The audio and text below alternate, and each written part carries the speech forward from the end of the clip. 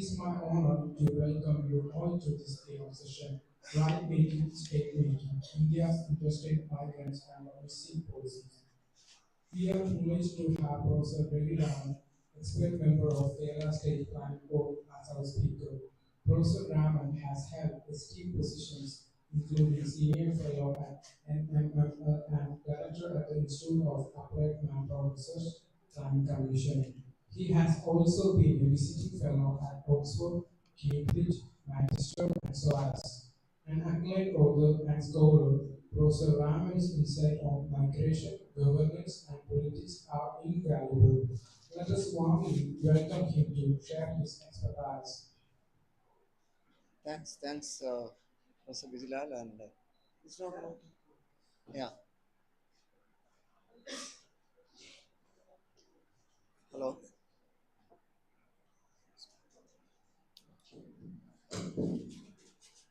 Thanks, Bijilal, and other fellow participants for inviting me to deliver a talk, something on migration and that sort of issues. But frankly, I must say that, as you know, that at the moment I am a policy planner, and I also understand that the main theme of this conference is something to do with the policy dimensions. But frankly, at the moment, I am not going to speak much on policy dimensions, policy aspects. My idea is to tell you something about how best you could conceptualize the migration processes and the outcomes. It's primarily some sort of a theoretical sort of an understanding that I wish to share with you. In the sense that, I tell you frankly that no theory ever agrees with all the facts in its domain. That's not my statement. Actually, it has been there very much. I mean, whatever may be the theory that you go for supporting your evidence, that may not be sufficient for you to capture the entire reality. That's not simply possible. Even if you take, say, for instance, the anthropological understanding of migration. Sometimes you may focus on ethnicity, integration or assimilation or that sort of issues. If you're a, say, geographer, you might be looking at some other issues, the country-specific, region-specific issues and like that, and why they migrate and like that. But if you are preoccupied with economic issues, again, you will have your own sort of ideas about why they move out and what sort of gain that they are going to get and like that. So my point, first of all, is that no single theory would ever agree with you when you go for a study on migration. It's not, you are not going to get a very comprehensive, all-encompassing sort of a framework. You won't get, because this migration process is so complex, so it's not that simply possible. Then what else you can do? First of all, you can do, as a geographer, you continue to work on geographers' concerns. If you're an economist, again, you look at the wage differences, or you follow the classical Todaro model and look at what sort of push-pull factors are taking place, and like that. But then I was, I have always been interested in building up some theoretical positions on this, and as part of my wider reading, I was thinking, why not we go for a very different sort of right-making approach as far as the migrants are concerned. And that's specifically why I gave the title of my paper, Right-Making, State-Making. And in this process, are we really losing the politics proper? Of course, this phrase or this notion has already been introduced in my latest book, which has come out from Cambridge. But the thing is that that was not referring to the migrant workers. That was basically trying to, what is called, trying to understand other kinds of movements, other kinds of struggles, other kinds of activism and like that. But in this case, I'm trying to locate what is called the migrant workers, their aspirations, their activities in connection with the state. And that is in this context that I try to evolve a framework called right making, state making process. So when I say right making, state making process, I would say that it is not just something binary that you can again understand, as in the case of, say, power knowledge sort of dynamics. If you look at the Foucauldian notion of power knowledge or knowledge power dynamics, you would always find that this goes together, or sometimes it may not go together. Sometimes, the knowledge would help you to gain more power, but in certain cases, you would also use your what is called knowledge to challenge power, because you can speak truth to power. That's what Foucault was saying, You can use your knowledge and you can speak truth to power. But in this case, what happens is that you have a space to understand that the state itself is being conscientized as part of what is called right making processes from below. I say from below because whenever you look at the migrants, their rights are by and large stripped off. We all know. So the migrant right, is in itself don't exist. That's my the premise, because the very moment of becoming a migrant, you know, you are losing that rights. Because in most of the cases, because it might be due to the poor working conditions in your own village that you are tempted to move out, or it might be due to some sort of ethnic violence or caste violence that you are tempted to move out. So all kinds of violences are taking place, I mean, from the points of origin, and you are tempted to leave your own place. So it is in this process that I am saying that your basic fundamental rights are gone. So the thing is that it is important for us to recover those rights. It is important for us to recover those rights. But the basic challenge that you have at the moment is that the dominant agents in the society are not supportive of this right making processes from the migrant communities or from any vulnerable communities. From any vulnerable communities. If you look at the state is not that positive for your own activism. If you look at the corporate capital, again they are not. I mean, if you bring in Karl Marx and his writings, Marx was very specifically saying that, look, I mean, you have this unemployment, very severe unemployment, but don't think that unemployment is there because capitalism fails to resolve it. It's not because of that. Capitalism, if they want, they can easily resolve it. But it is not because of that that you find severe unemployment. It is very much there because in order to reproduce capitalism, capitalism is in need of that surplus labor.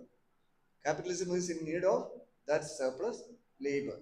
But Marx was also saying that, look, this is not that straightforward because it has so many components. Say, for instance, suppose there is what's called a very big push in terms of growth taking place in an economy. Obviously, it would absorb more and more labor. But if there is a crisis, they would just ask you to leave the factories. That has always been taking place historically.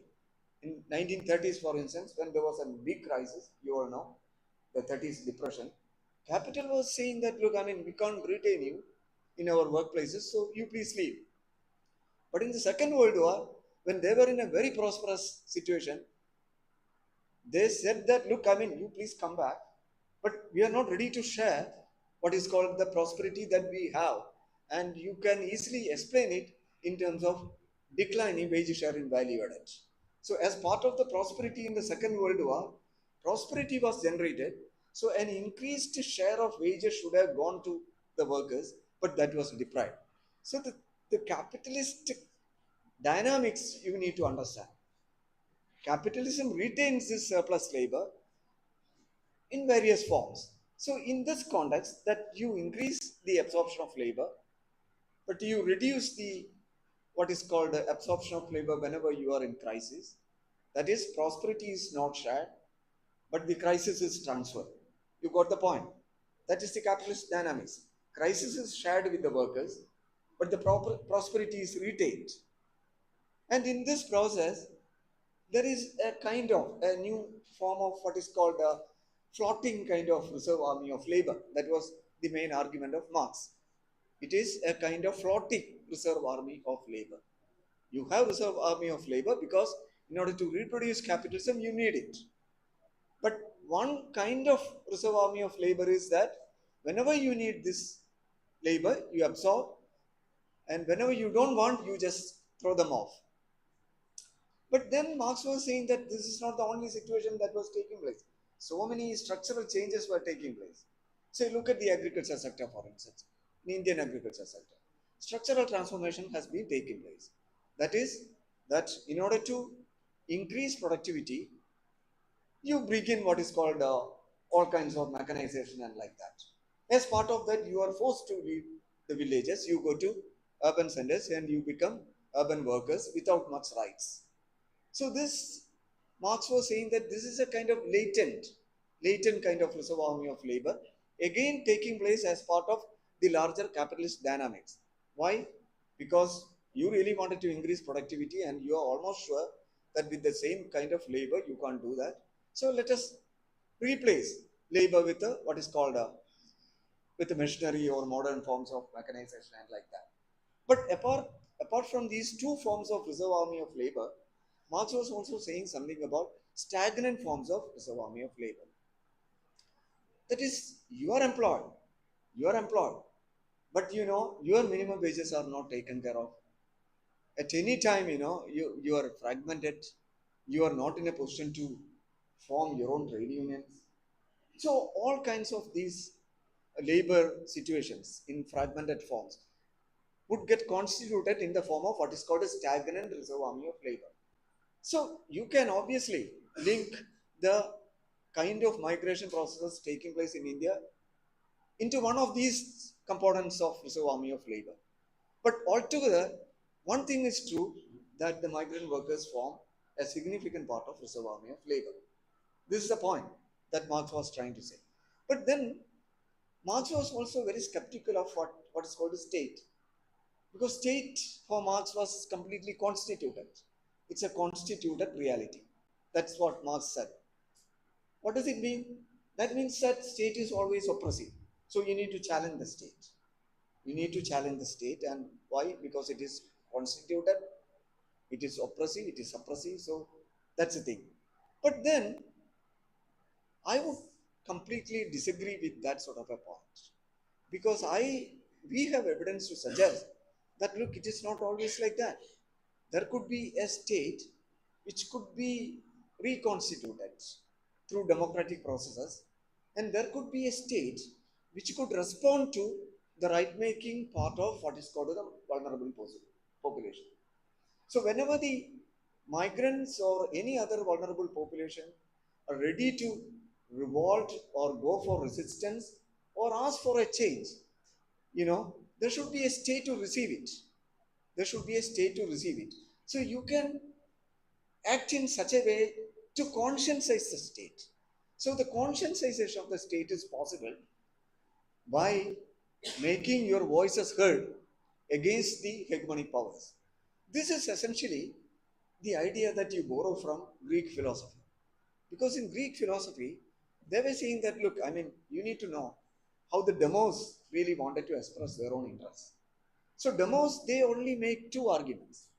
They made one argument, something like this, that look, our voices must be heard against the hegemonic power, what is called hegemonic authorities.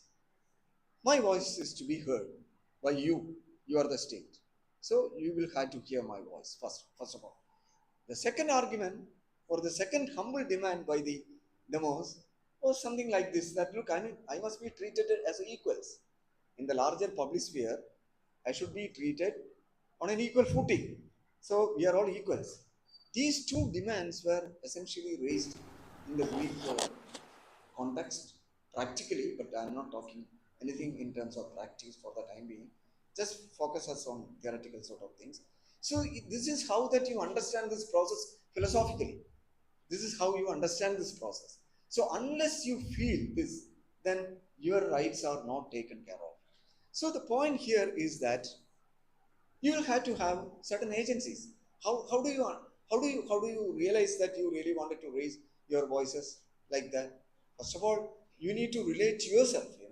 You need to understand your own identity. You will have to understand your own identity. what is this process of understanding one's own identity? The process of understanding one's own identity is nothing less than understanding oneself. You will have to know how best you could relate to yourself, and how yourself is connected to the larger society and the state. So the moment you realize that you are alienated in this process, then you should know how best you could unleash your your identity, what is called identity feeling. If it is a collective, you should know how best you could raise collectively. Why we are asking an equal right with you? Why we are raising the point that we should also be treated as equals like with others? So what I am trying to say is that if this process is weakened, then I would personally say that you're not going to what is called understand in what way that you could actually realize the actual potential of the migrant workforce. I mean, if you want to narrow down the whole topic to a very minimum context, that you should realize that the migrant worker has got his or her max potentiality, but that potentiality is not realized because of all such constraints. Because of the simple major constraint that your basic right is not taken care of. Your basic right is not taken care of. This is the basic theory that I wanted to say. So if one thing is, if one thing becomes weaker, if the other thing is absent, I think you got the point. I think you got the point. If the right making is weaker, the other thing also becomes what is called weaker. That is, the state making process also becomes weaker. That process also becomes incomplete. Incomplete. So this is a complementary sort of reinforcing with each other. This is how that you need to understand. So what I'm trying to negotiate with Marx is that, look, why don't we go for a very effective democratic state in such a way that you respond to the what is called the right making process, and you can easily reconstitute yourself. You can easily reconstitute yourself. And that is the beauty of this sort of an analytical framework. Then let me come to Kerala, for instance. I am almost sure that you wanted me to come to the case of Kerala. Why Kerala is different? That is what I wanted to say. Of course, Nawaz is not there because yesterday he was asking me this question. The thing is that, it is true that we are calling them as guest workers. We call them guest workers. I mean, why we call them guest workers? Of course, I was also instrumental in calling them as guest workers in the planning board. Why we were so particular that we wanted to call them guest workers? Because of the simple reason that, look, we wanted to see that we are honoring them. We are honoring the workers and their what is called activities. It doesn't mean that once the work is over, they will have to leave. We never ever said that. We are not saying like that. But the moment when I raised this point that, look, let us call them guest workers, in a planning board meeting, there were some voices of protest against it. They said that, no, sorry, you cannot treat them like that. And next day, when we had a meeting in Mascot Hotel, the ILO representative also, I don't know whether Julal was there. ILO representative also was against the way in which I made my point that, look, I mean, they should be called guest workers and like that. The whole argument is that, look, workers are all everywhere equals, and the moment you call them as guest workers, first of all, you are making a new segregation. And not only that, you also seem to convey the message that, look, I mean, just like any other guest, they are also supposed to go back. I mean, if that is the case, okay, that's not our concern, basically. And then you might think that, look, how would you say that it is not your concern and like that? There lies the question of what is called a state capacity. There is something called a state capacity.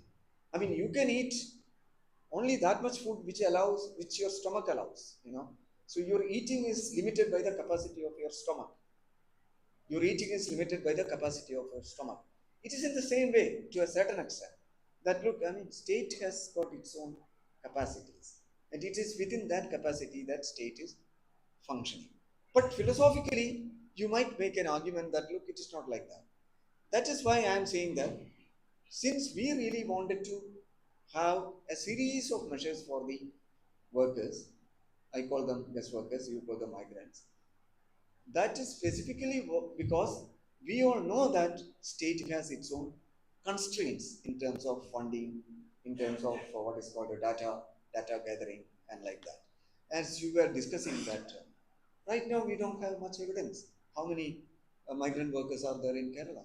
At the moment, we say that it is only say 25, 30 lakhs or like that, and that's one of the reasons why I say that Kerala has become a net migrant state, a net migrant state, because I mean there is an outflow of labor by around what is called 25, 23 lakhs, and there is an inflow of labor by around say 23, 25 lakhs. So it becomes a net migrant state. You have more interstate migrants than the Malayalis going out. So Kerala has become a net migrant state, creating this what is called the constraints more severe, the capacity of the state more severe. So unless and until you have a very different sort of federal relations where you consider that not the absolute size of the population that alone is important for transferring resources from the central government to the state government. It's also the nature and the composition of that population that's also equally important when you wanted to calculate your transfer of resources from center to the states. So the point is that your federal transfer at the moment is what is called defined in terms of your absolute size of the population. You say that the Malayali population is this much, so you get this much a share of the total resources that is mobilized by the federal government. But that's not our argument now. We are making an argument that look, that's only the absolute size that you get from the census figures. But these are all people, added to the existing population. So you need to look at the composition, demographic composition, and the nature of that population. So what? Let me conclude. Only 2 minutes left. My point is something simple. That if you want to have a new framework, a new analytical framework for understanding the migrant workers, first of all, you need to understand the migrant workers as part of no part. First of all, you need to understand the migrant workers as part of no part. Because as in the case of our VC's example, the birds are so certain at what time they wanted to fly back. But no migrant is certain at what time that they wanted to go back to Bangalore, Bihar or UP or like that. And they were also not sure when they were coming to this place, whether they want to stop in Karnataka, Bangalore or in Kochi or like that. So uncertain, so uncertain. So that means that their fundamental rights are stripped. They are not sure in what sort of conditions that they are going to live. Nothing of that sort. So the point is that the moment you find some communities, whether migrants or others, are like that, the primary concern must be asking a question: what exactly the kind of politics that you should be working on? So the point of politics, the politics proper, should be something that the insight that you derive from Greek philosophy, where you continue to ask the question, what exactly that they are asking for, and in what way that we can treat them as equals. Thank you so much.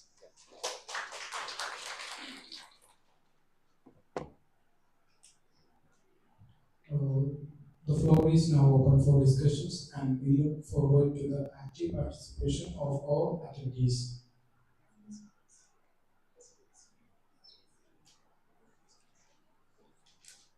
Questions should be brief.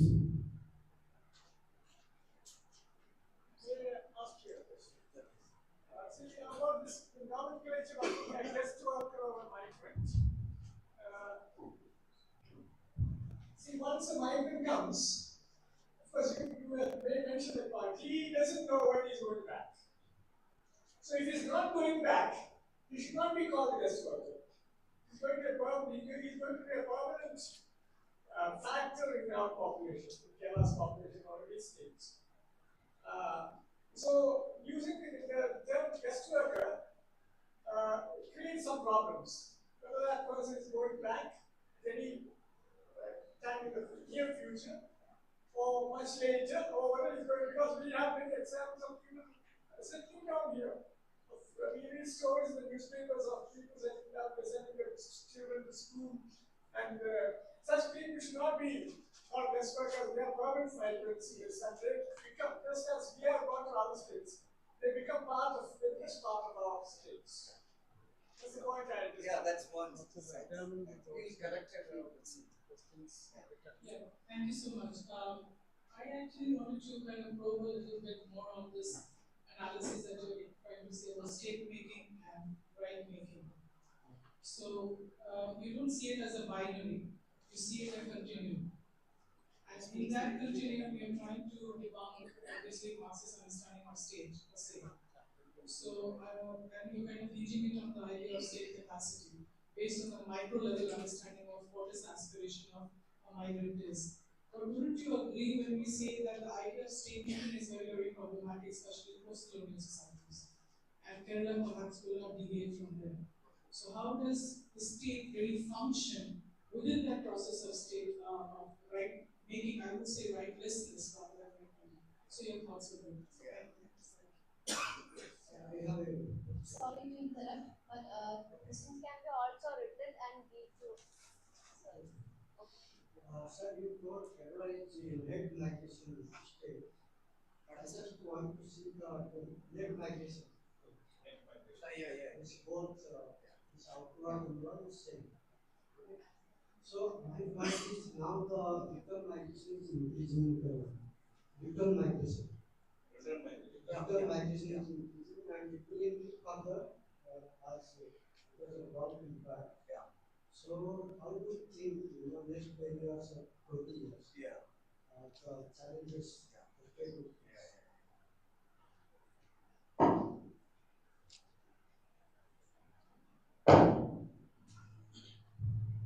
Hello, sir. Here. Name please. Alida. So actually, I just wanted comment. Like, throughout the discussion, you and everyone who were, we always like, we Malayalis always saying the word guest worker. So, guest worker, according to the Cambridge Dictionary, guest worker is someone who is coming from another country or settled somewhere in a foreign country over a period of time. But in Kerala, why we call someone who is come from other states as a guest worker? How they become a guest worker here? Because in our constitution, the Article 19 of the constitution, this is fundamental right. It noted that every Indian has the right to move around the nation and settle down and do the work what they want to. Our constitution itself admitted and it's also a fundamental right. Then how we can say because our preamble itself like it's promoting the fraternity and unity of the all people in our nation. How can we say the girls spoke, the team girls worker, how can we use that name? Could you please comment on it? Would be really grateful to know it's about from you. Thank you, sir. Sorry for interrupting. The participants should pay attention to their questions to be brief and precise. And those who are interested in writing the questions, and they can do that also. Hi, my name is Zunaid. I have a very brief and small question. You refer to the idea of resource allocation in the post-colonial India, but it already has been much more debate in how much Kerala is paying and how much it returns back to the nation, to the idea of India, and how much Bihar and other states are getting. What will be the response if you have the same many idea that a worker who is maybe from Bihar or Northeast has to be counted in India? What will be its impact on overall federal principles of federalism of India? I didn't get you, sorry. So my question is that you refer to this resource allocation. Oh, yeah. Okay. Your name, please? Julian.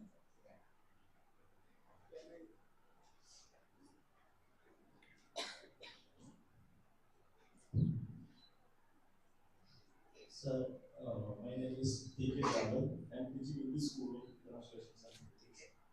My question is, we were talking about governors and this Greek philosophy and the state and the identities. If you have thought that if identities are weakened, then the state will also be weakened. So, as a member of planning board of Kerala, what are the challenges you have experienced, or what is your main regarding that? I hope you get question.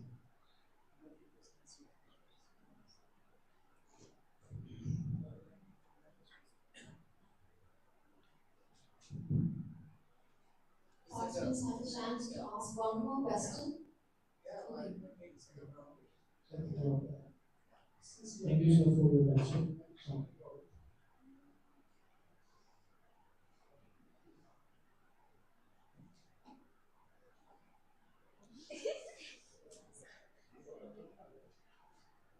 Hello? Hello? Hello? Sir, as to how that we are looking blind board, let me ask a question regarding the shelter and living conditions which the state is intended to provide for the migrant workers. Is there any, is the question clear? So I'm asking precisely about is there any particular projects other than Apnagar? The state is providing a better shelter for migrant workers. Yeah, I think now, I mean, first to Thomas has question. Thomas, yes, Professor Thomas. Yeah. The point is that, it's an undersecretary in what way that you wanted to call it. I'm not saying that it is something final. I didn't say that it's something final, but it is how that we have articulated. And now, as Alida has rightly pointed out, this goes against the Article 19 or that sort. But that's not the point, in fact. Our point was that, of course, you can challenge it, and that's the beauty of that word, that's the beauty of that usage. You can easily challenge it. But then, actually, the emotion behind, behind us, or whether when we were making a point that we have been creating people, it's nothing less than the fact that we really wanted to honor differently from other communities or other sections and like that. So basically, that's the only thing. So what is wrong with that? That's the thing that I'm asking you. So I don't think that there is anything wrong in honoring a person. And as part of honoring him or her, we say that you are our guest. I mean, that's all. Nothing more than that. But obviously, you can continue to challenge that. So, coming to, Nasreen's, that's true. I mean, that's a question raised from there also. I mean, the post-colonial state formation is highly problematic. But, but the thing is that what I was trying to say is that, I mean, if you look at the philosophical traditions, everywhere you take the case of Alan Badiou, for instance, or all other scholars, or Cesar, for instance, they all will say that the state is not that effective. That's not the kind of notion that I wanted to promote. Because in history, you don't have any other institution to replace this form of a notion of state. You don't have. So whether it was in the case of Soviet Russia or any other place. So, so the beauty of state formation as part of right making is very important, particularly in a state like Kerala, where the state itself was constructed out of a whole lot of Renaissance movements, right making movements. So the thing is that each one will become weaker in the absence of the other. I think you are getting the point. The first one will become weaker if the other one is absent. The second one will become weaker if the first one is absent. Each one becomes, you got the point, weaker if the other one is absent.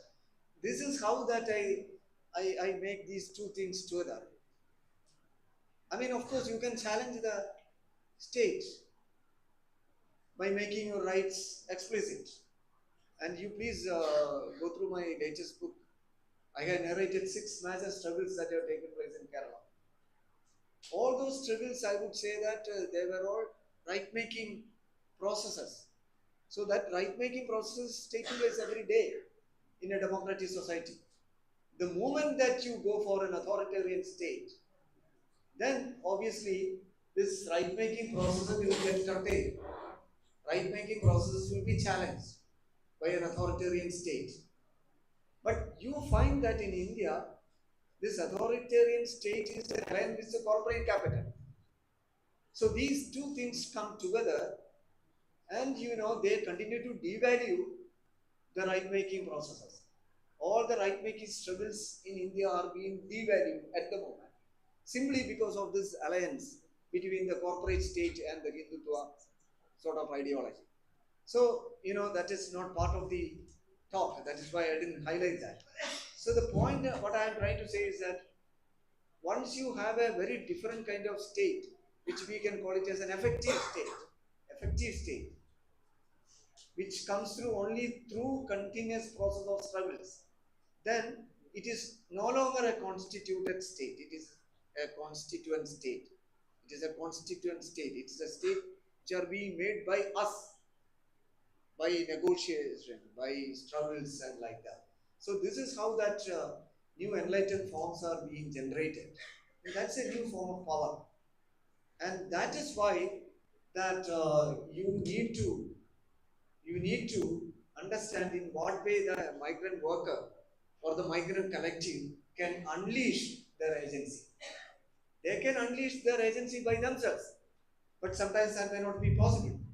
If that is not possible, then historically we have lessons how best the trade unions could talk on behalf of the minorities or on behalf of the migrants. And that's what's taking place in Kerala. I don't know how many of you outsiders from Kerala know the fact that the mainstream established trade unions in Kerala nowadays started organizing the migrant workers. Nowhere in India you would find other than in Kerala, I would say.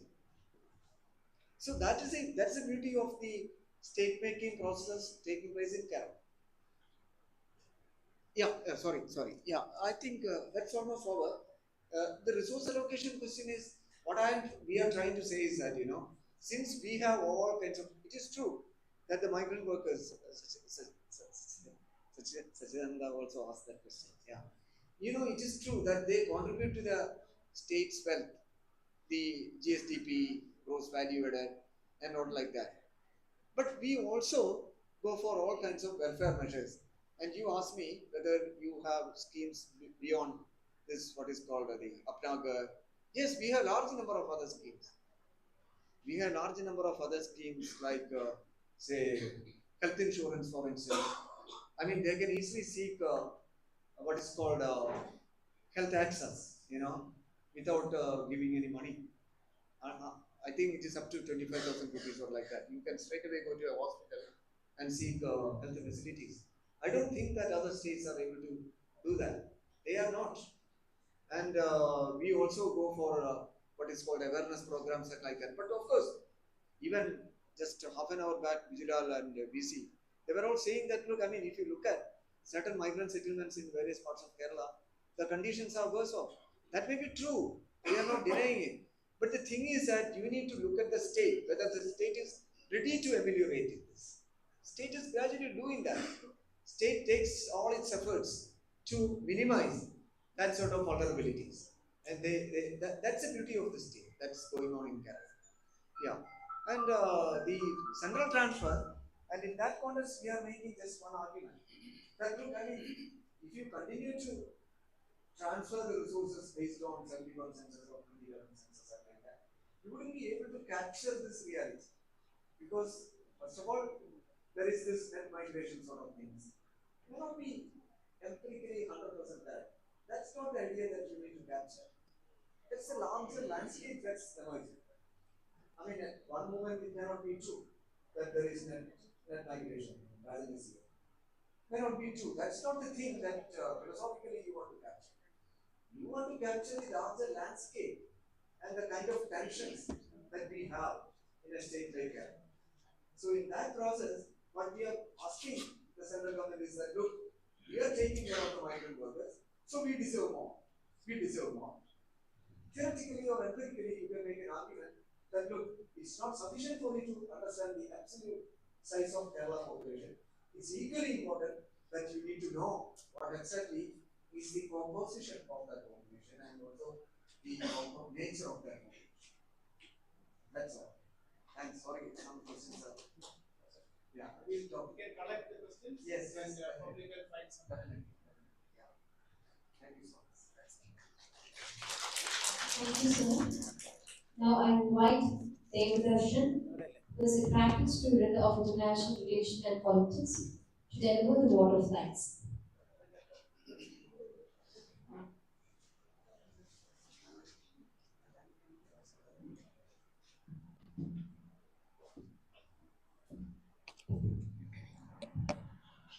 Extend my heartfelt gratitude to Professor Ravi Raman for his enlightening session on the complexities of interstate migration and its socio-political dimensions.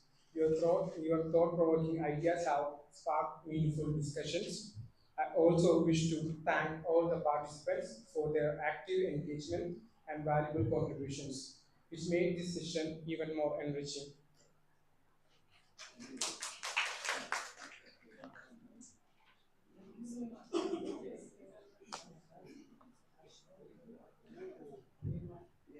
Around 7.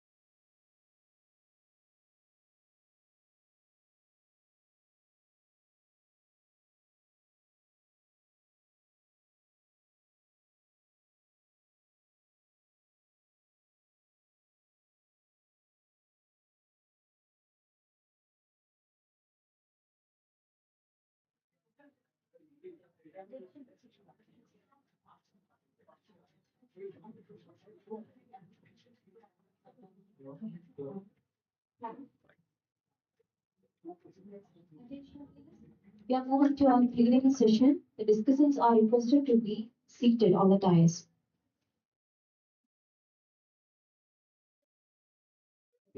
It is my privilege to invite you to the plenary session of the fourth National Conference on Interstate Migrants, jointly organized by the CMPIG, IMAS, and INTSS.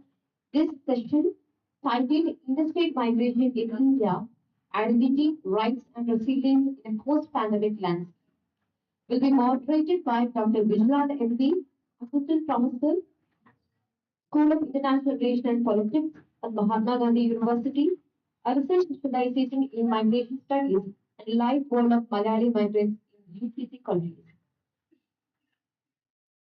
The discussion includes Professor S. Idayarajan, Chair, IMARC, a global expert on migration and development with over 40 years of academic contributions.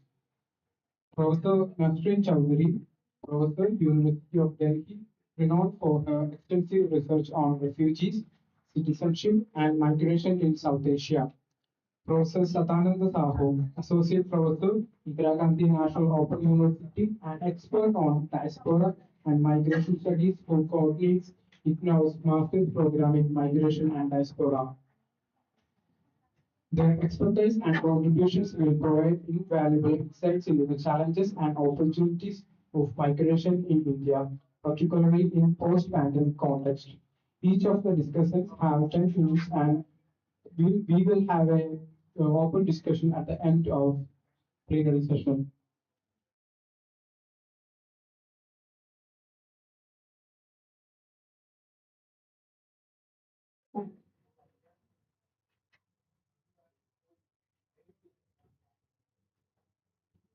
I invite Dr. Vijayant MD.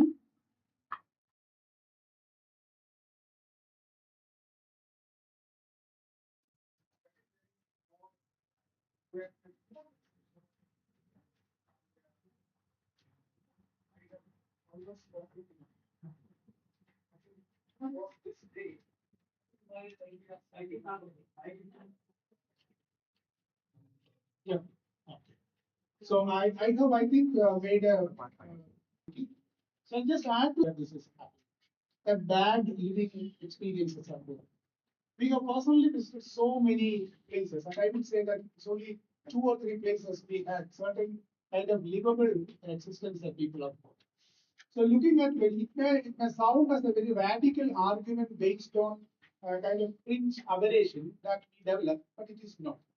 We develop an argument based on the fundamental absence of various conditions that will make them believe themselves as human beings, forget about citizens, in that manner. So we cannot be very much laid back approach on this. This is a question of a larger sense of human rights, and the rightlessness has to be seen in this context, where rightlessness is self-perceived. People are actually not able to translate their thoughts into rights-oriented thoughts. There is a problem.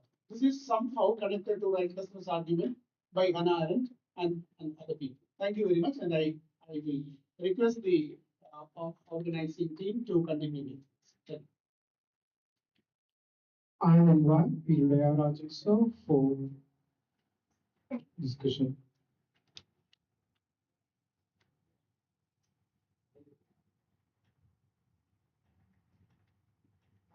I think we should devote more time with you people rather than we debate, but I will give some ideas to start with. So that we can contribute.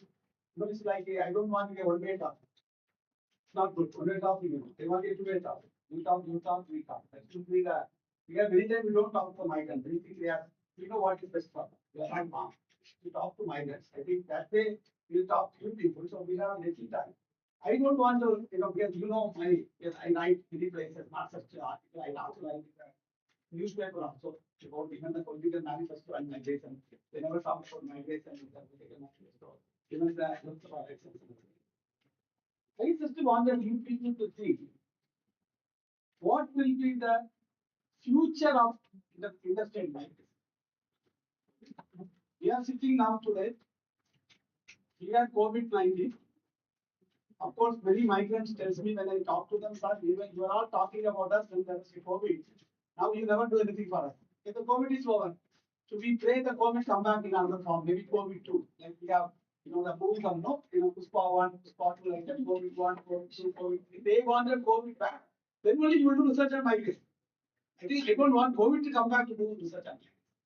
So what will be the 5 years from now, 10 years from now? What will be the role of migration in population growth? Role of migration in smart cities? Role of migration in the economy of each state? Role of migrants, and what will be the number type? Because we are also this migration is linked to urbanization. If somebody talks about smart cities, smart city means migration. Smart city means not smart city. Smart city means migration. They are considering a city in Andhra Pradesh. If you consider a city, then people will go. Migrants will consider, they will be out because they are not smart. So smart people will get to the city. If you are built by the migrant, they are sent out and we go and see that. That means there will be a growth of migrants, urbanization will happen. I think this is something I wanted to think seriously. Very important point I want to think, especially people who want to do MA dissertation, MPhil dissertation undergo or MPhil now PhD articles. This is one idea. Second idea, being a demographer, we always talk about natural increase and migration. For example, the growth of population in Canada, how much is due to the children born in Canada? And how much due to the people coming in Canada. If you project the population of Canada without assuming we are not allowing anyone to come to Canada, Kerala is for Keralites. But tomorrow, some political party says we don't want, we stand near the, near Palakkad, stop them. No, don't come. If you do that, by 2031, Canada will have a negative population growth rate. Because Kerala now slowly getting death rates are more than death rate. I was talking to one of the church priests in South Kerala. He said we have less baptism than burials. In my church, where I am a parish priest, we had several burials, but very few baptisms. That indicate deaths are more than that already coming up in South Kerala, and it slowly spread to north and end with Malacca. If that is going to happen, migrants are sustaining the Kerala population growth. If there is no migration, negative growth rate by 2031. Because 2011 census had 2 districts had a negative growth rate. 21 census was not out. Now we have a census. There will be at least 4 to 5 districts. We have a negative growth rate.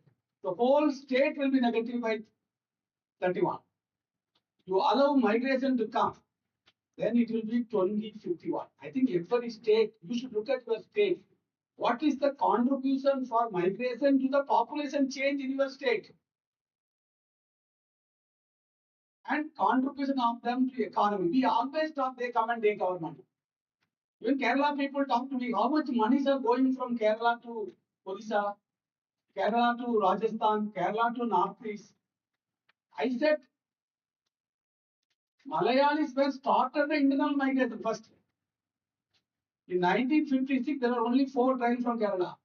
Trivandrum, Chennai, Trivandrum, Bangalore, Trivandrum, Mumbai, and Delhi. Please look at the railway timetable, printed timetable of 1956. Train will start from Trivandrum and the train will come after Kottayam, no seat. And then Ernakulam, that's it. When it goes through Calicut, nobody will even get in. Because the Malabar was not educated. It's all educated people, predominantly Syrian Christian, all left. Chennai, still you have Malayalis who left in the 60s, where in Bangalore now, in Chennai, Mumbai, Delhi, large percentage of Malayalis. We call them diaspora now. They may not even, the children may not speak even Malayalam. You started that. That's why Kerala is called money order economy. And you were benefited sending money from other states in 1960. Now time for Malayali to give back. Send your money to other states. Your human development was increased due to the migration of new people going to Mumbai, Delhi. Let's now you give money so that the Northeast, Odisha people eat well, sleep well, they put on little weight, their children go to English medium school. We have to argue that. And Gulf, How much money is from Gulf is coming? If the Saudi and UAE decided we will not allow me to send any more money, there will be no house construction in Kerala. Money will flow. But we have to take, we are talking about only business in the morning. Challenges, we are not talking about opportunities. I think this is something I wanted you to. The final point I want to make is the constitution. Now, constitution is being questioned. When we are talking about rights of migrants. As per the Indian constitution, you can go anywhere, eat any food, you can marry anyone, you can buy house anywhere. Now that is the question by the elected governments. They said 80% of the workers should be Karnataka. This is against the constitution. They are openly talking. This is basically the son of the soil of, in Malaysia, Putra. Or the Maharashtra politics by earlier in the 70s by, go back, Madrasis. Now, of course, go back Bigaris. And this is going to be a biggest threat for future migration. Internal, of course, international migration, even Donald Trump talks against migration. That is international. Even internally, we are against migration, though we need them. I think we should look at it in the constitution. And the last point about the working conditions of internal migrants, even in Kerala. I am against the word government using young guest workers. Point about the working conditions of. You are all sitting here. Internal migrants, even somebody comes to your house as a guest, I am against the word government using. You will ask them when are you going back. Point about the working conditions. You keep your guest for 1 year. You are all sitting here. Internal migrants. When they come, somebody comes to your house as a guest. I am against the word government using. You will ask them when are you going back. Point about the working conditions. They are not guests. Keep your guest for. They are not guests. Guest donation is they think guest means you treat them well. You will treat them only first week. Second week, third week, they are going to stay for 1 year. Oh, he's looking at my neighbor's daughter. I asked one lady who wants to marry a person from Orissa. Why do you want to marry a boy, sir? His boy is not asking any dowry, sir. Very good. Oriya boy can come and marry a Malayali girl without dowry. I think I would like to encourage that. And you are here sales. Marriage is for sale. I'm sorry. If they can come and change you, it's very good. The girl says that I didn't just walk in. No money. Oriya boy can come and marry a Malayali girl without dowry. I think I would like to encourage that. He come, they will say this boy has some problem. And you are here sales. This is a reality for sale. I'm sorry. If they can come and change you, it's very good. The girl says that I didn't just walk in. No money. Oriya boy can come and marry a Malayali girl without dowry. I think I would like to encourage that. He come, they will say this boy has some problem. And you are here sales. This is a reality for sale. I'm sorry. If they can come and change you, no money. Your boy can come and marry a Malayali without money. I would like to I'm sorry. I have gone to they can come and change you. No money. Your boy can come and marry a Malayali without money. I would like I'm sorry. I have gone to they can come and change you.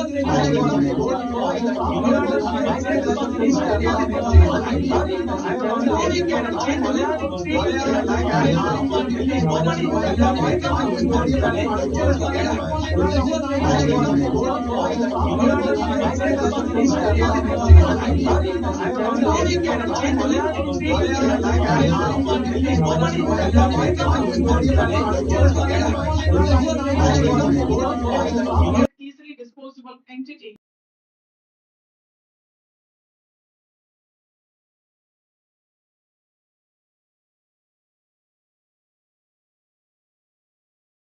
One's livelihood insecurity and leading to what one can call hyper precarity, which was during the COVID. The argument that we're trying to make here is that the structural exclusion that was constituted by a term which has been called as citizen migrant makes them more vulnerable to the impact and making towards a pandemic citizenship. However, the pandemic citizenship as a concept is not just limited to the period of pandemic itself. So why the word pandemic? All citizens of the nation state transmute, in my understanding, to the idea pandemic citizen. However, which is during the lockdown period. However, all of them did lose their rights equally, but there was a sense of disproportionate, loss of rights among the term called citizen migrants who had to leave their livelihood and march back home following the railway track.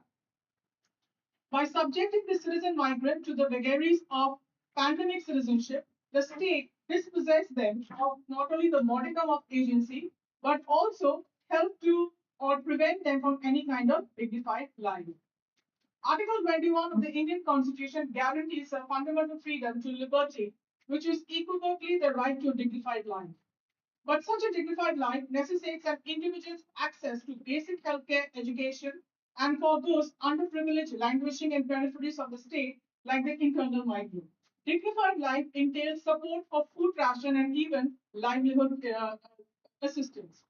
Rather than conceiving citizenship as a legal status that facilitates a political civil right, it would be pertinent to look at citizenship as a conduit that sanctions social rights. So, therefore, building on Marshallian understanding of citizenship as a progression, as you all know, from civil, political to social, and then moving into Adam's citizenship, as right to have rights, Sommer envisions citizenship as a foundational right that facilitates individuals' social inclusion in civil society.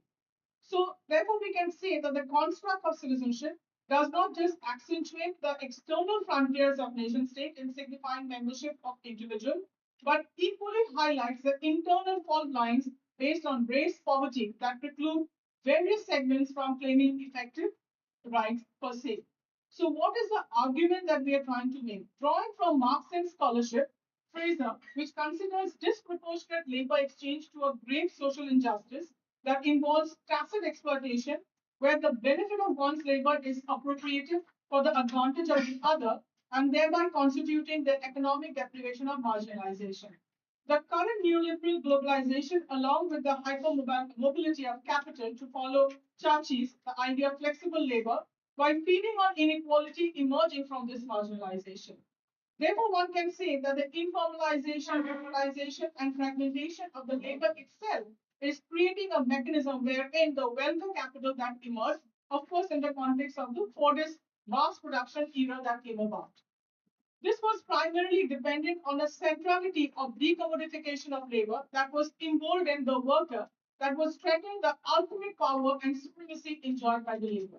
So the hyphenation between wage labor and social citizenship can be therefore asserted as something which has been also been discussed as social inequalities that caused by social leveling. So the alteration of production structure, which may fall under the post-Fordist period, seems to be having a reversal in the welfare state paradigm, which was marked by an apathy of the state to safeguard the interest of labor. The informality of the wage labor thereby challenged the hibernation of employment and social citizenship. So the argument that we are trying to make here is that the journey of a citizen migrant to that of a pandemic citizenship is not only very much precarious, but it creates certain kind of conditions wherein we can say that the migrant labor of a country is considered to encompass, within quotes, reserve army of labor, in turn habituated by their precarious existence based on informality and continuous mobility. So, on one hand, we are basically saying that the human capital is mobile. Then, how does one optimize this human capital, and how does the transition really take place from, let's say, from the citizen migrant to that of a pandemic citizenship? So, building on the Polian theory and emphasizing the inadequacy of industrial citizenship, therefore, we can suggest that there is a necessity to recognize the dominant approach by supporting the dehyphenation of employment with social citizenship. And Kerala actually, has that model of understanding. However, it seems to be, the question that has been raised, the terminology of guest worker creates some kind of confusion.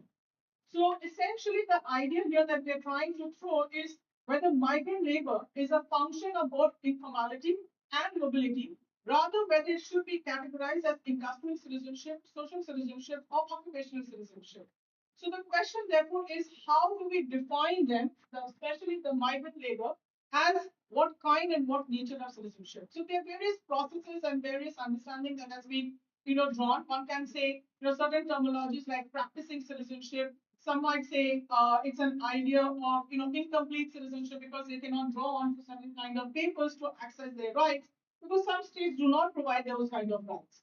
So if citizenship can be conceived as a bundle of rights to be allocated and duties, the passive citizen would comprise the base, while active citizenship would constitute progressively higher echelon of the hierarchy. The precarity of the migrant labor is that there are compounded structural exclusion conjures a gap which in turn created by spatial biases of citizenship rights and migrant mobility. So it's almost like suggesting yes, the migrant has a right to be mobile, but he or she is dispossessed of the right because of the mobility itself. This disempowers the migrant from exerting their agency to become an active citizen, which precludes them from realizing their constitutionally guaranteed rights and privileges. Thus, the migrant body in the nation state falls short of being even a passive citizen in the hierarchy of citizenship. Therefore, the question for us is how do they really navigate this contestation that is really going on? Most of the migrant labor in India are constrained from making this claim making owing to the unique vulnerability conditioned by their mobile livelihood pattern. The mobility impacts the realization of citizenship based on destination and the rights of citizens that are being claimed either at the point of entry, which is the state of origin, or where they are located because of their workforce they are joined with.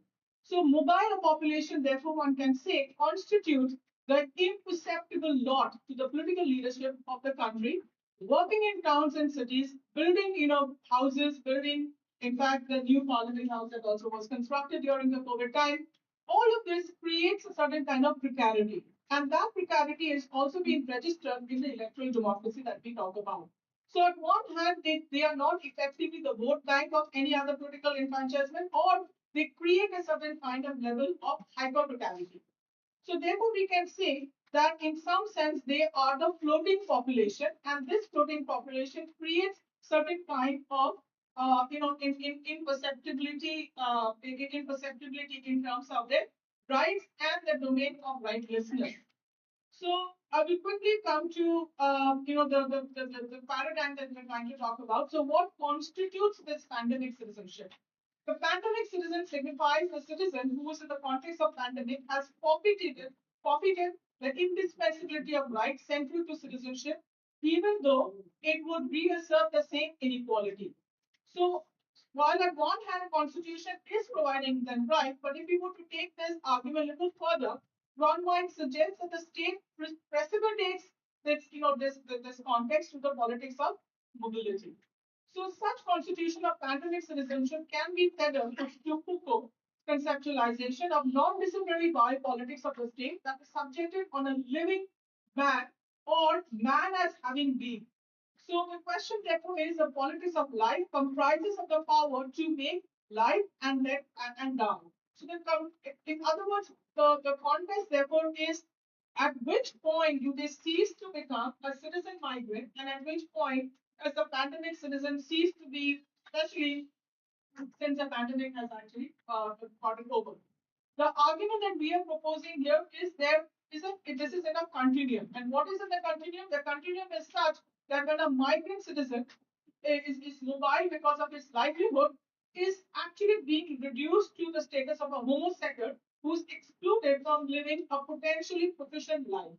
And the pandemic citizen ensures that the ambit of the state protection is reduced. So at one level, therefore, we can say that the citizens are being, especially those of the migrants, are being, provided less rights, or they are facing uh, something that probably will be contesting with Mr. Rahul was saying in the morning, everyone was saying in the morning, that it's in this case it is just the opposite. The state is actually is not able or unable to provide any kind of rights to the migrants. Some states may have a differentiated right, but other states have not provided any degree of rights. And if you want to, witness the long march of 2020, if you would see, the migrants were actually following a railway track so that they could reach home.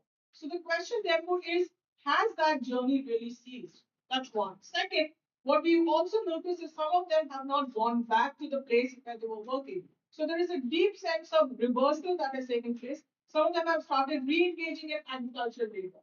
So in some sense, I'm leaving with more questions than answers, but I still wanted to kind of have a conceptual understanding of the idea of citizenship, which is presumed to be taken for granted, and a very statist understanding. And in this, I see a continuum between a citizen migrant and that of a pandemic citizen. And I don't call it post pandemic because I think the idea of citizenship is still happening as we speak. Thank you so much. Thank you, Professor Nasreen Chaudhary. Now, I have the pleasure of inviting Professor Sadanandan Sahul to share his valuable insights and enrich our discussion.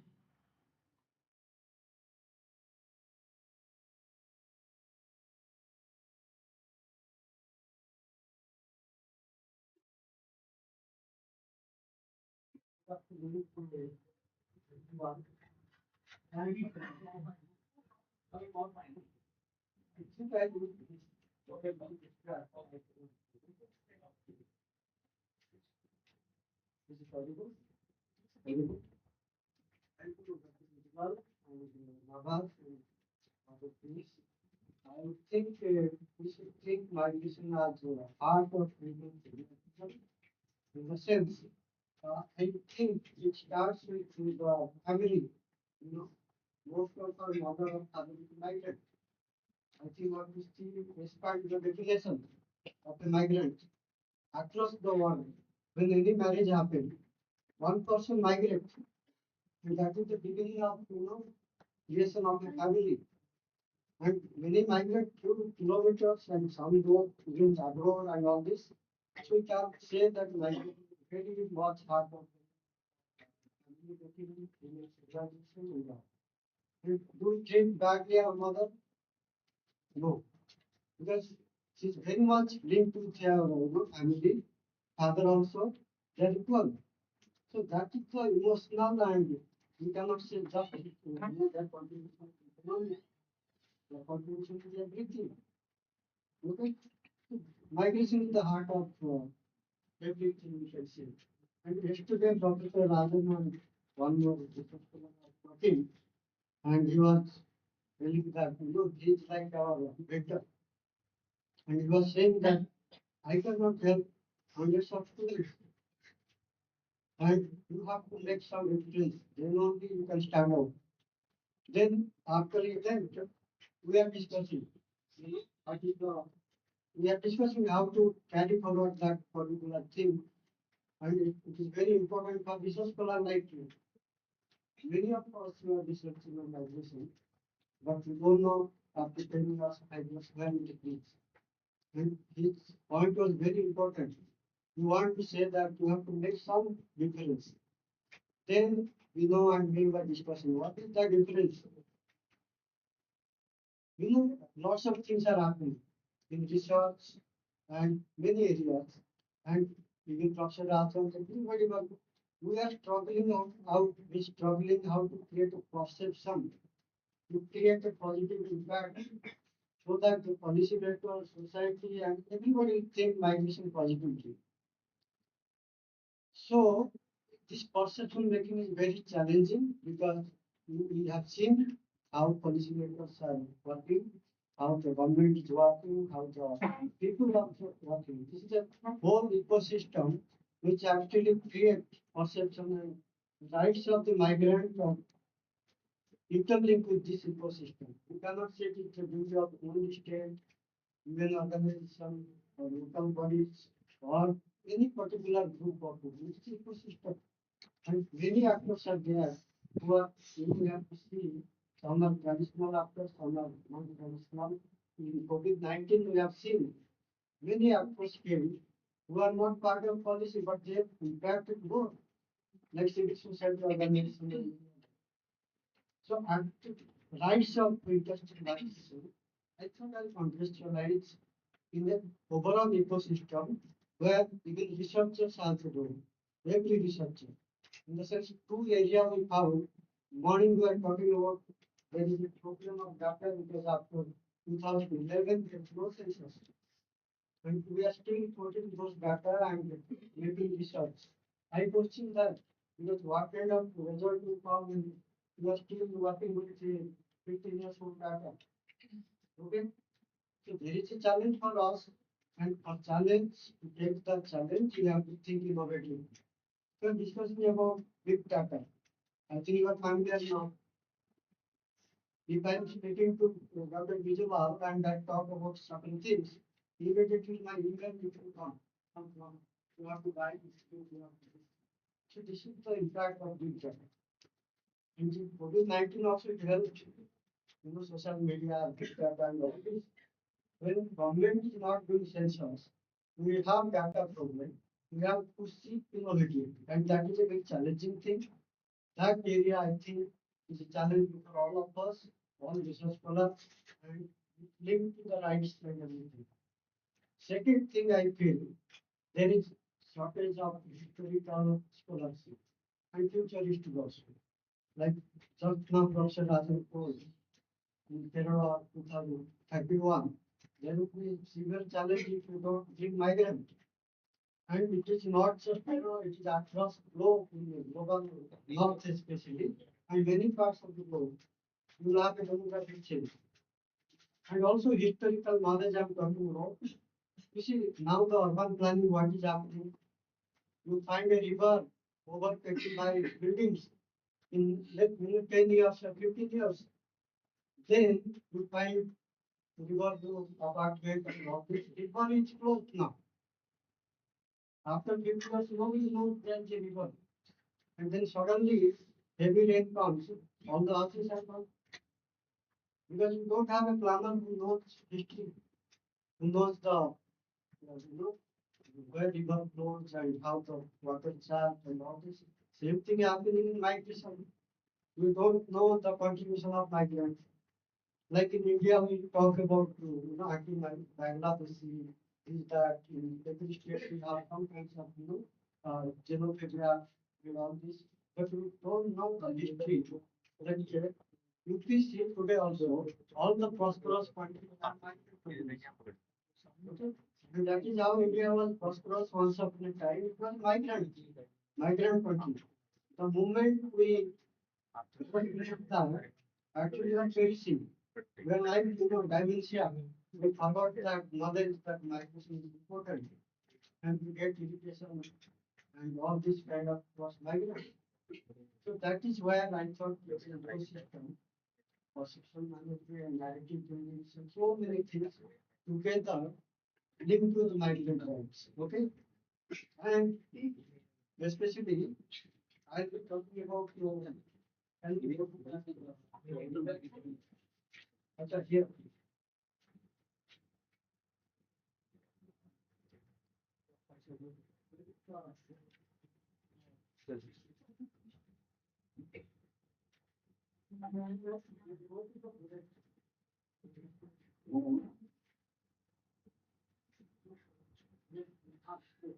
So I'll not go to PowerPoint, but I'll be covering some issues. Uh, that is without knowing, like only issues use. But I myself am interested in migrants. In fact, we have seen during COVID time, almost uh, more than 10 plus people lost their jobs. Okay, not just jobs with livelihood related, but they also lost the rights. Okay, whatever social security, healthcare, so many things they lost. Okay, and this actually uh, huge loss for migrants, for both society, for children. And many people, when they went back, it is a very precarious situation.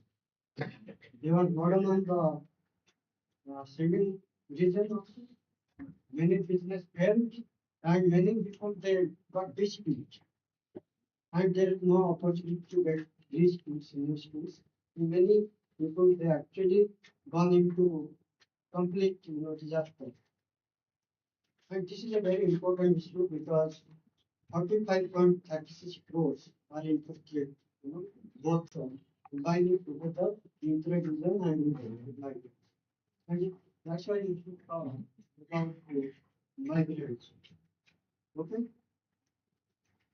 So livelihood, I have seen people like I'll tell you the story of the person I interacted with. One Korea person who was in management position in a software company during COVID, got software decision, which is kind of management position. Then he lost job. Then he did a grocery shop. That also didn't run. Then he did some mystery work. And now it's the situation. Now it's everything gone in the sense we cannot afford education to children and all this.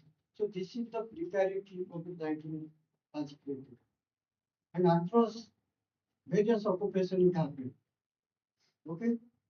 And job loss and many people get the suitable job, bankruptcy. This is the story of millions of people. Okay? And next one to state mechanism. Actually, COVID-19, though it also created lots of disaster, it also created kind of, new insight, whether it is working or not, new insight about migration policy. When you talk about migration governance today, migration policy, it is not like, 10 years before. Actually, few incidents have changed the perception kind of strategy to have a better governance. One is that 9/11, the big event, which abruptly changed the migration governance. Then this COVID-19, this World War and all this, this gave us some insight that migration governance is very dynamic. We cannot, we cannot have static governance. Anytime unilaterally policy can change. So this is the lesson we learned. So we have to prepare for that from the Schengen society that anytime we can have capacity to rehabilitate our migrants. This is the problem with Kerala, Odisha, any state. Okay? Because of COVID-19, we also evolved some kinds of new policy. Those policies are like interstate migration workmen, which was there before, but it became more important in this context. Then payment of wages art, these are all, I think, we are familiar and need not to explain due to lack of time. But these are very important. But there are also certain schemes post COVID-19 and during COVID became Social Security Code 2022, Pradhan Mantri Garib Kalyan Yojana, and the National Database and worker. There are so many things which came. One missing, one ration card. Okay. There are some policies which came. Portability, facilitation, housing, registration and tracking. And these are some of the area we can find some improvement during COVID-19. There's a last point I thought that this is very important because it is not when we talk about the rights of the migrant, so many labor networks at the international level, even the agency like ILO, they have consideration various factors, national labor standards are prepared, and these are binding, for state governments and all. But what is challenging, and conclude here, what is challenging, uh, policy should be more flexible because situation are changing every time. Okay, and policy should be dynamic. And we know labor market, it is a very segmented labor market. So many discriminating layers are there, not just interstate migrant, but caste, religion, and so many are there. We have seen the how you have to put your name. There was issue. So religious kind of segmentation is there, caste wise it is there, region wise it is there. So labor market is already discriminatory, and during COVID-19 it further aggravated. Okay, so policy should be flexible, contingent policy should be there, and emerging processes should be taken into account. So with this, I'll stop. Thank you, sir. Now the floor is open for discussion. Participants are requested to raise brief and precise questions. Also, I request our esteemed resource persons to be seated on the dais. For the time being, we encourage maximum of 3 questions.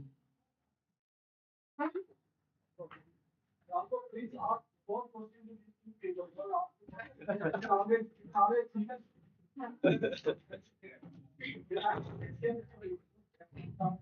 Really? Then ask me one question. I don't know. Yes. Um, so, thank you everyone for giving such a comprehensive idea about uh, such a complex topic. So, what I want to ask you was, Participants, please introduce yourself first. yeah, my name is Vishnu Devma. I'm a first year PG student in School of International Relations and Politics.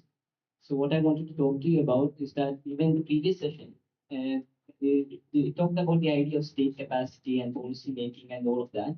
But I think what is much more important than that is the execution part, like how who should execute it and how it should be executed.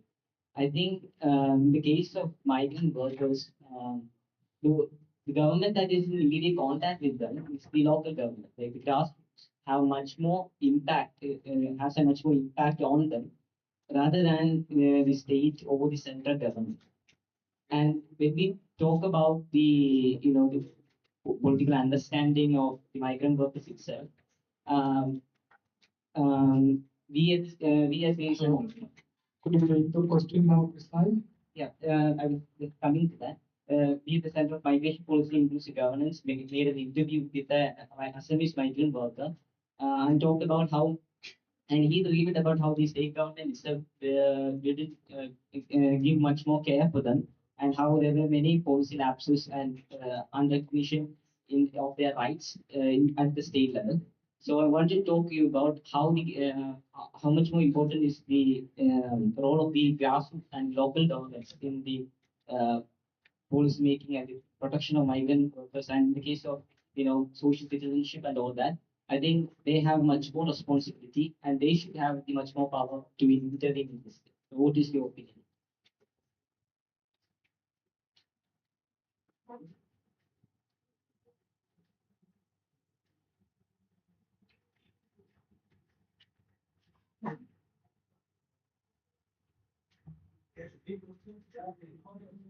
We will take all the questions and give answers at the end.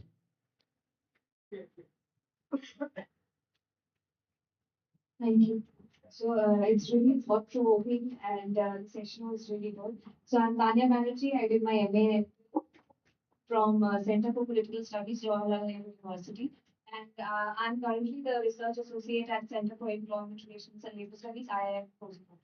So just a few questions that Ma'am, as you mentioned about the citizenship and this entire idea about the pandemic citizenship and the citizen migrant citizenship or the differentiated citizenship. So now we are looking at the challenges as I like really thought about.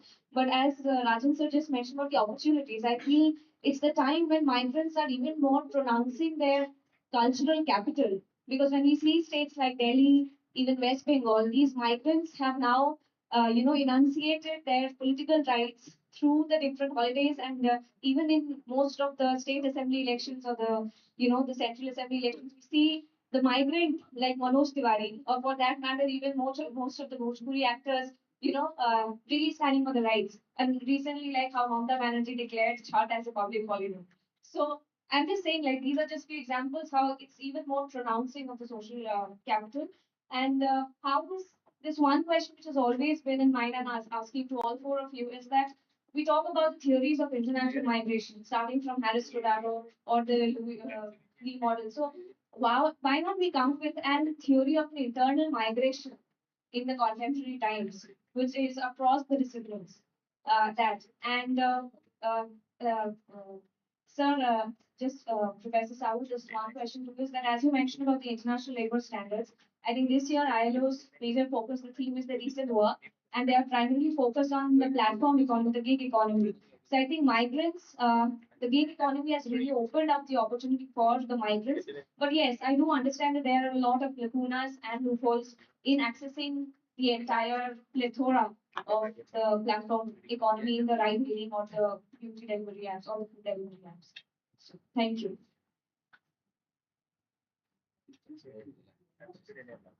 One more question.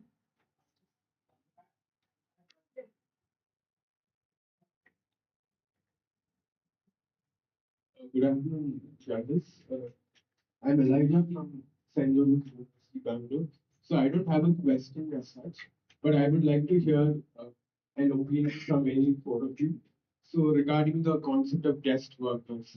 So my my point is, if migrants are to be honored by the label guest workers with the intention of honoring them, so why is there a social economic, social cultural gap between the so-called migrants and the localites? So don't you think the concept of guest worker is more of abstract and it lacks reality? So I would like to hear your opinions on this.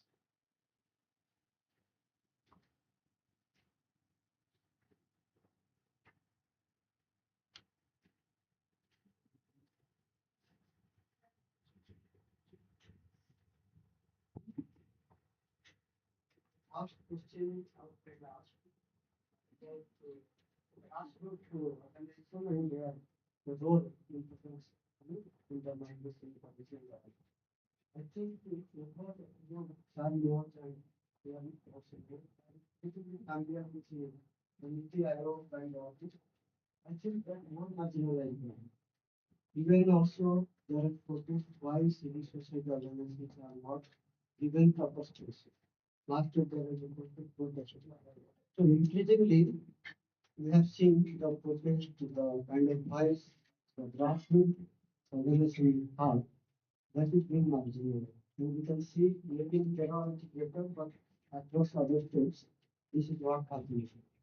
So, that has to be revived from various mechanisms. And second question about labor standard. I think this is also evolving area.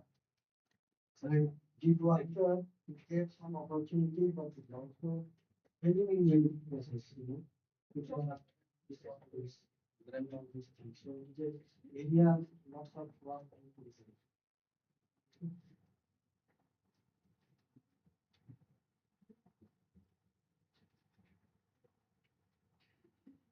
Yeah, thank you so much for the questions.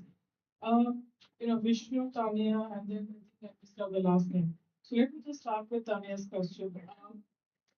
Um, I wish there were opportunities that we can, talk about, especially if you have labeling of migrants as guest workers. And I'm saying labeling because, to be very honest, I haven't really delved into this concept in the context of Kerala. So I'm more intrigued as to what the concept actually came about and what was the idea behind it. But before that, I think citizenship as a concept is very contested. We know that, and in the case of, let's say, what you're saying, whether migrants are contributing to the cultural capital, absolutely. But is it being translated into policy? I'm not so sure. There must be that one should differentiate between state performativity. So let's say Mamata Banerjee is trying to have holidays, chuck holidays for 3 days, and Delhi government trying to just have a holiday for 1 day. So there is a context in terms of how far is their agency being proven is something that is very much contested. And as as student of political science, they would, we will definitely take it with a lot of salt, because are they really doing anything in terms of the agency power? So what is the access to health? What is the access to education? Are they really given that kind of safety net that most migrants are entitled to? So that's where I think I will at least draw a line, because the state needs to do it, but state does not attempt to do it. Some states are doing better, others are failing abysmally. So that is something, but at the same time, I definitely agree that yeah, migrants are the epitome of cultural capital, and they should be taken into account, and in terms of their the resources that they bring, the knowledge that they bring, and just not be devoted only to the politics of it and to the gimmick of it. So I wish there were more opportunities. There are opportunities, because now people, as I say today, I was listening to somebody saying that there are more Bengalis here.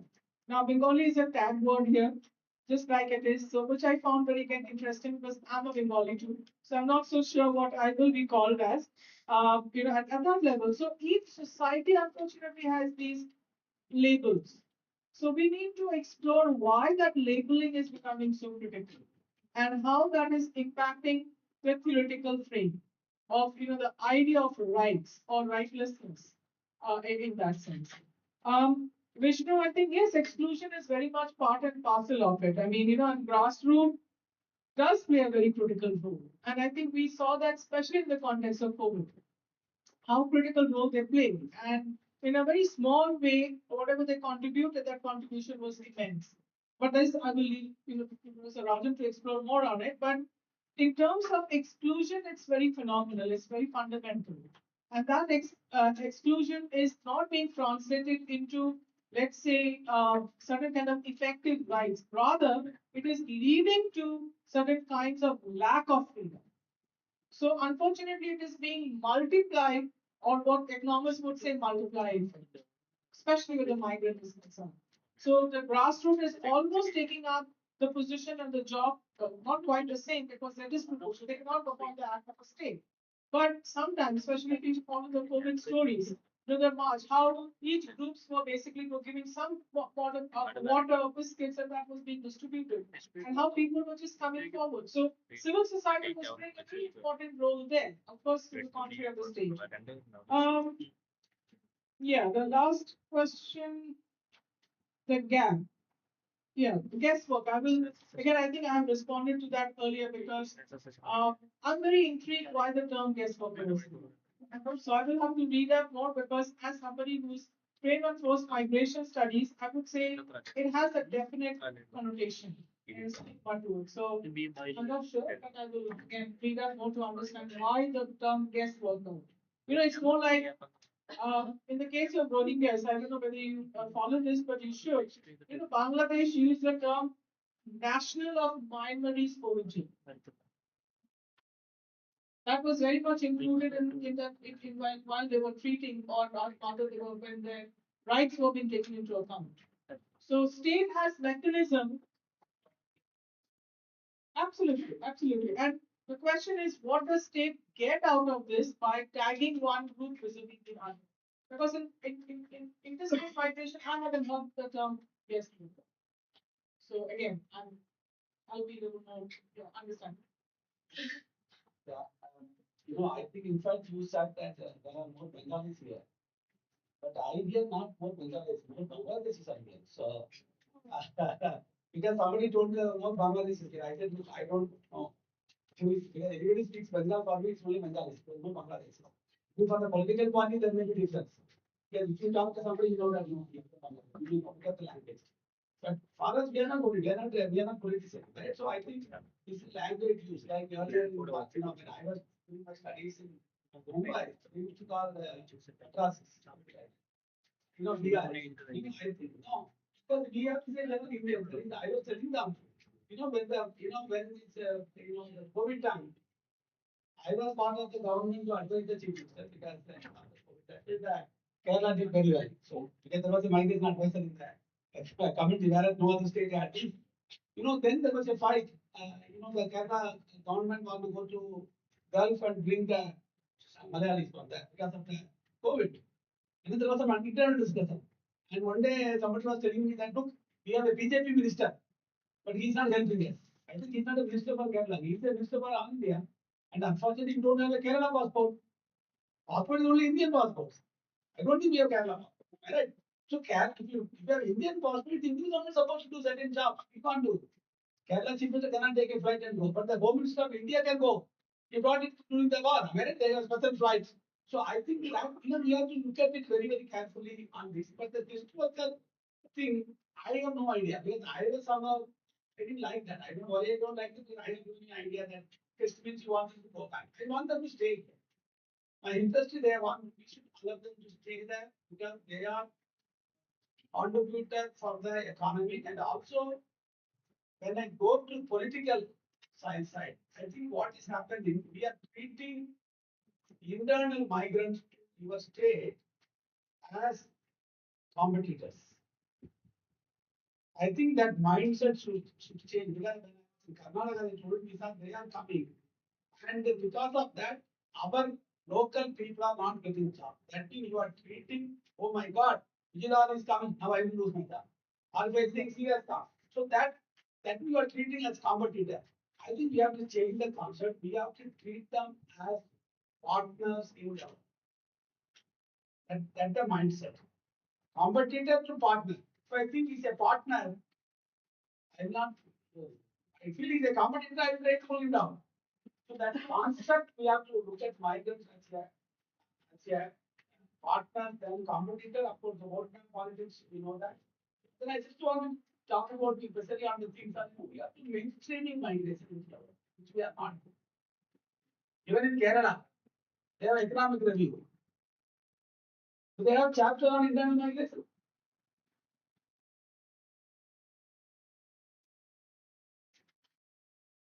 Very important. Do they have a chapter? Economic review.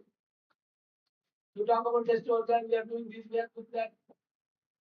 The importance. That's why I told the chief economic advisor, Arvind Subramani, when he took over as a, the advisor to the Narendra Modi the first year, he brought out the economic review 2 books, and he came and presented in CDS. Once he finished, the director told me, now you start discussion. And he concluded saying that everyone should read the economic review. I said, I will not read the economic review. That's what my starter. I will not read the economic review because you are a migrant. Your mother is from Chennai. But in your 2 volumes of 1,000 words, I was searching for a word called migrant. Not even a single word is there in your economic review. What is that we're talking about? See, we have to question that. The economic review, 2 volumes, 14 chapters. Then he said, I will do next year. Next year, he came to present it in Kochi. I was the president of the Kerala Economic Association. When I was challenged, he told me, don't ask the same question, doesn't get you return the same thing. I said, I will definitely will tell. I told you last year you didn't do that. Now you are not done. You brought another book, you say everybody should read. But then he promised me, Rajan, I'm going to only 1 more year with the government. I will give up. Yes. Next year, I will write a chapter on migration. And then he called me when I went to Delhi, he took me to his office. Rajan, we have a chapter, India on the move. In the economic review. I think he have to, when he wrote a chapter, India moving, some of you might have seen in the economic review. After that, nothing. I think this is very important to bring migrants contribute to the new stories, not only Adijinida. Many things are I think very important.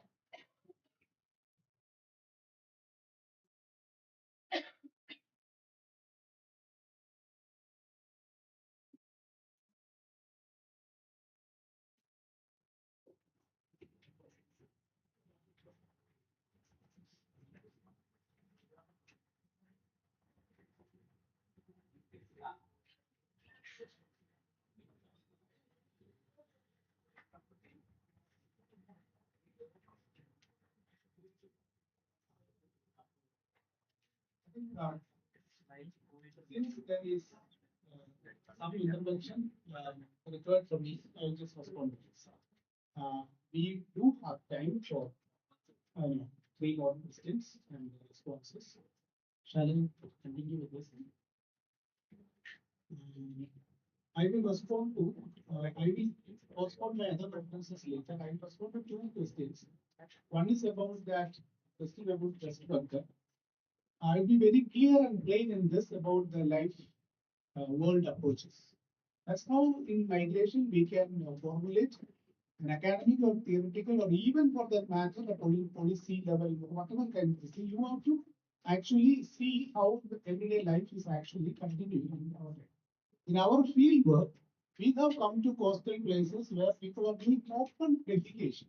Okay, so my question is very simple. When a guest comes to your place, will you ask the guest to go outside and defecate rather than using your toilet? Now, this is something you cannot radically convert a word into an expression for the romantic purposes, and that is, I think, very strong about it. I'm very strong about that. It pains me sometimes to that kind of misnomer in that category. We cannot have that only because of you asked that. My position is very clear on this. The second one is about your question about this theoretical dimensions of this thing. I think it's the most significant thing that academics we have to do. And this could actually involve something called something like for academics, people in academics to decolonize their own terrains of understanding and self. This is something that has also come in parts in the other conversations also. Professor Rajan, Professor Rajan, they are also, and also the Sri, they also talked about this in a very detailed manner. I feel that including the literary and other forms of cultural and other forms of descriptive text available to us, we have to be very, very, very critical about that. Incessantly critical about what is happening. I have a very strong opinion about this well-advertised novel called Adijivitham, which I considered in my PhD for dignity and rights, my PhD about Gulf migrants. What I found is that I marked so many different situations where there are in a narrative, in a narration like this, you have so many different things which is not connected. To be very frank about the whole novel, the novel actually excluded 3 important occasions where the protagonist was trying to commit suicide. See, that is part of the significant part of the entire life of that person. So author has a discretion to separate out such important things and create the story. See, when you are creating the story, if you are actually attempting at the life of another person, that is not something good. This is something that policy also doing. This is something that academics are also doing.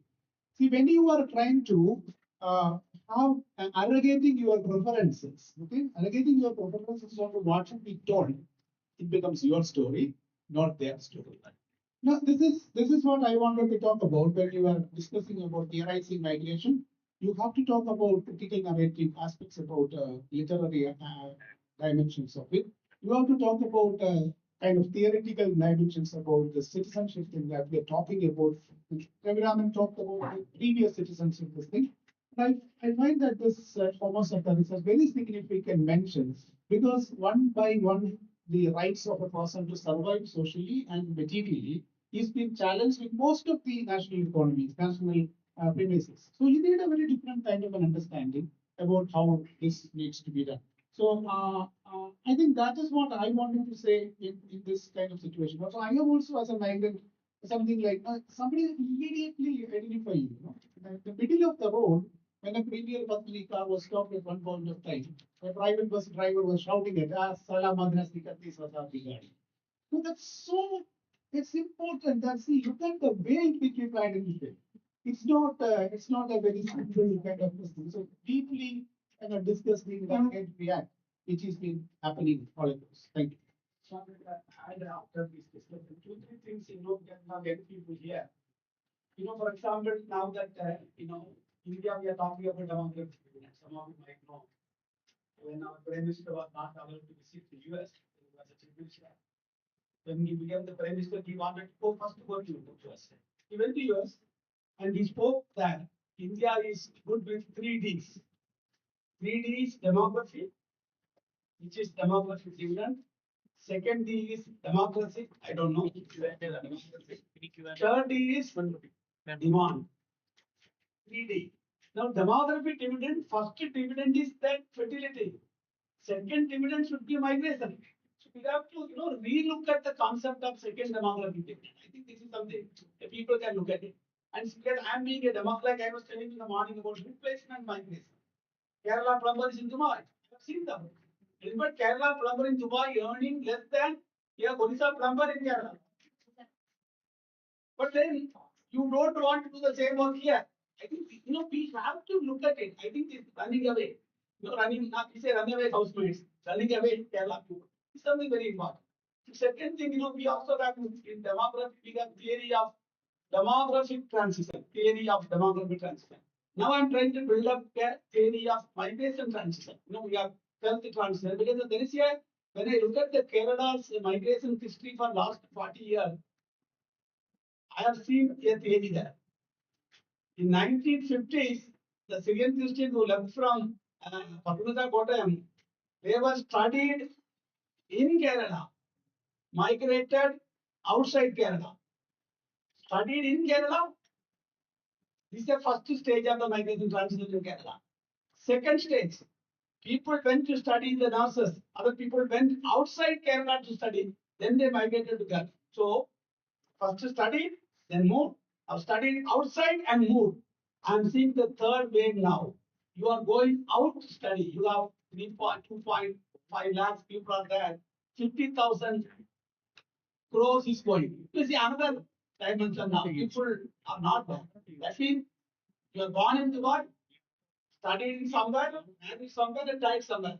But we claim they are Malayali. They are not Malayalis. They can't even speak Malayalam. Second generation, third generation Malayalis in the US. So I think we have to, even realize something like that. And finally, recently I was talking to some of the conferences on because I know what kind of topics very important. Today India has 150 million old people. 150 million people above 60 and above. What do you do now? You want to see some of all? You are celebrating that India people live longer. Live longer means you have to give them protective aging, healthy aging. Don't do. So now from the age of 83, he says, I will go the world. 83. He has what are you talking about? Except that we have to move from normal economy, which we talk, to the silver economy. Now, silver economy, I asked the ICS staff, you are funding the green economy. What about silver economy? So, what is that? People above 60, maybe 60, you see some time will be, some silver will come slowly. Full silver, when you are really good. But unfortunately, people who are getting silver, they are paying it as black. So, we don't know who is real silver now. Because silver is not respected. That's why everybody is painting. And see, sometimes we pay what happened? So, I'm putting some black. Why are you putting black? We silver. The silver economy is not recognized. Once you are recognized, there will be a market down for the Godrej. Huh? Yeah.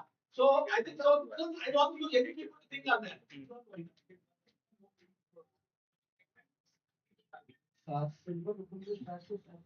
That's okay. All economy. We can keep a bar beyond speed. Yeah. Speaking on directly on that.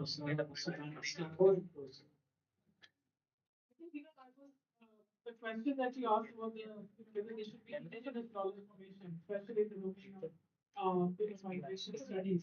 There are enough, but unfortunately, original work needs to be done. And that creates the necessary knowledge. I think there is enough happening in Global South, but it hasn't been showcased enough. So that needs to be channelized in a particular way, theoretically, to emerge with certain kind of new concepts. Or maybe concepts which can be, starting the so that should be part and parcel of a scholarship, and we don't necessarily go into that. We kind of bifurcate between descriptive, analytical. It should be two together. So that's very important because each time we are compounded with this question, we need to bring that up because any kind of original work will have some insight, and some of these insights are coming from the region, from certain parts of the country, which are very specific. Now, this, for instance, silver economy, very fascinating because I'm very sure I had no clue about it because they wouldn't understand this. So, just a conceptually, if you will. So that's very, very important. Thank you for bringing that up. You all like to know Bhutan, but recently some news came that king is worried because our investment is that because many people they are going out now. Even though Bhutan is a very peaceful country, with all good investment in health and education, people are going out. Many people are gone. So this is new trend happening. It's theoretically advanced.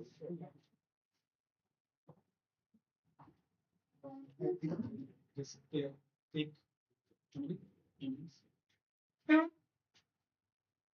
I need not have to probably go into the details in which the discussions the other people in the panel were talking about, but then I think Professor Rajan was about the local forms of xenophobia, how it is being demonstrated, the performances of local xenophobia. That's a very serious thing, and it's also to be connected with the argument of citizenship and how a person feels by themselves to be allowed to walk on a street or something like that. Raman was actually talking a very important thing about his positivity is actually coming from the historical kind of positive rights struggles that existed in Kerala. It's a very fundamental thing. But how certain issues about untouchability and other kinds of demands of equality has been overcame in this political context. That is something that gives me a hope about use citizenship.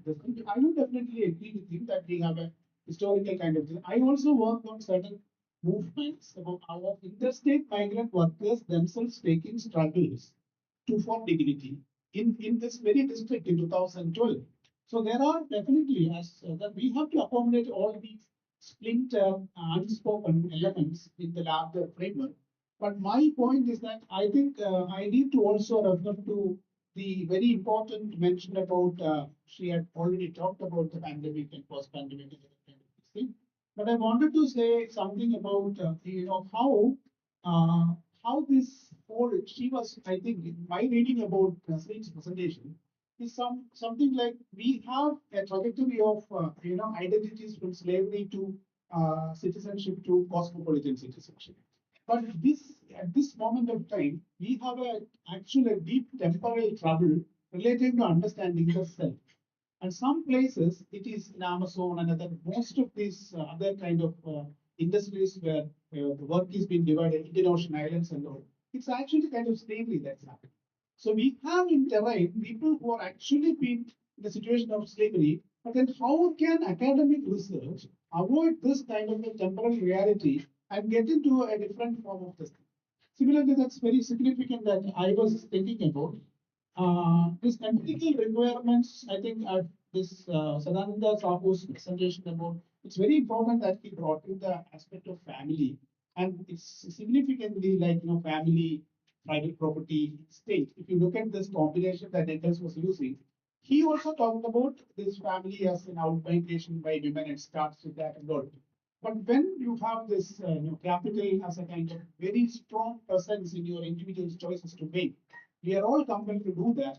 And there the state could not sometimes, come into the picture to provide kind of assistance or umbrella or rights or something like that. It's very serious kind of thing. Finally, I would say that the whole discussion is a very enriching kind of interactions and discussions, I would say.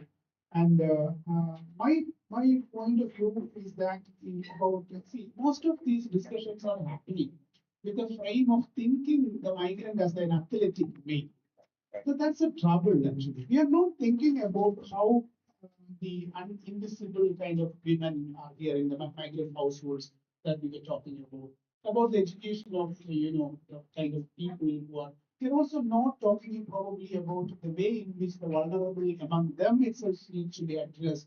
And I think that in our kind of situation, very happy to say that even with the limited kind of resources and time, we were able to actually influence. I talked in the morning about how wage theft issues and other things were managed and moderated by the students here like Anuja, Vishnu, and Navas and Anandu. All of them have put their work together to see that something is happening at the level of policy making. It's a very significant thing.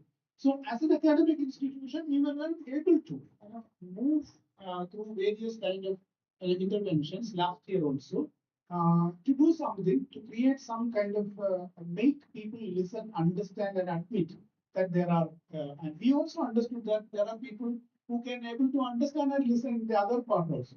It's not as bad as people imagine. There are wonderful people in the academy, not in the academy. We're talking about administrative this thing. There are wonderful people who can understand and respond. That's an experience. So I think this is very, very significant about the whole this thing. I will stop here and over to you. Thank you to all the discussants for providing meaningful observations. The plenary session is over. Dear participants and experts, we are pleased to inform you that a poster presentation prepared by Amina